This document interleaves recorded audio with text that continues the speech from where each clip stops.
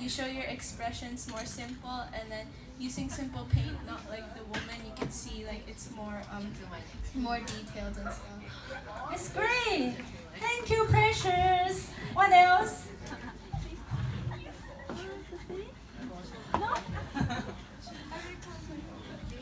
Yeah, actually, it's a street painting. I painted this many years ago, and it's my past. Okay, it represents my past. And then present, it becomes this dancing girl become this like a butterfly, just like what you have cutting a butter. It's kind of like a butterfly. And then in the future, the butterfly has breakthrough.